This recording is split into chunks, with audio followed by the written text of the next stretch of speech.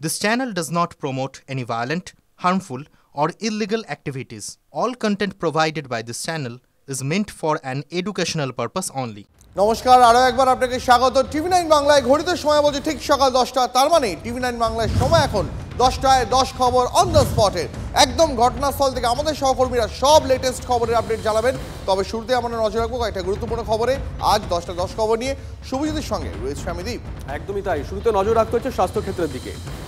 দুর্নীতির দায় নিয়ে স্বাস্থ্য সচিবকে অপসারণের দাবিতে অনড় রয়েছেন জুনিয়র চিকিৎসকরা। আজ থেকে ফের রাজ্য জুড়ে পূর্ণ কর্মবিরতিতে জুনিয়র ডাক্তাররা। 8 ঘন্টা জিবি বৈঠকের পর এই সিদ্ধান্ত। অভিযোগ, সরকার নিরাপত্তা দিতে ব্যর্থ।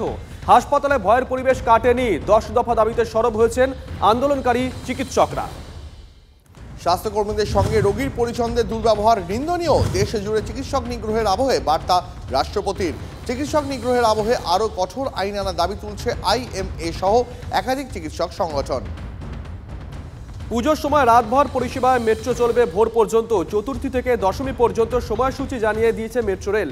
হাওড়া ময়দান ধর্মতলা মেট্রো ছুটবে রাত 1:45 পর্যন্ত।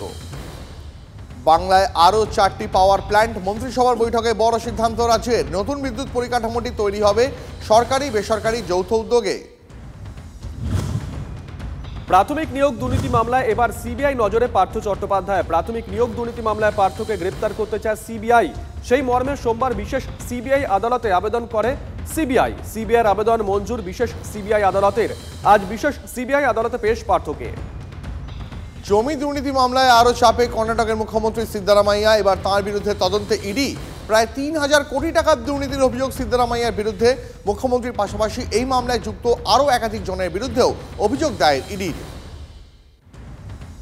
নেপালে ভয়াবহ বন্যা, আটকে পড়া ভারতীয়দের জন্য অ্যাডভাইজারি জারি ভারতীয় দূতাবাসের তরফে। ভারতীয় নাগরিকদের জন্য খোলা হলো হেল্পলাইন নম্বর।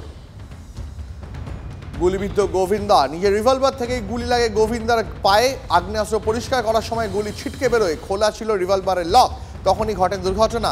মুম্বাইয়ের হাসপাতালে ভর্তি গোভিন্দা। পা থেকে গুলি বার করা হয়েছে। আপাতত বিপদমুক্ত গোভিন্দা।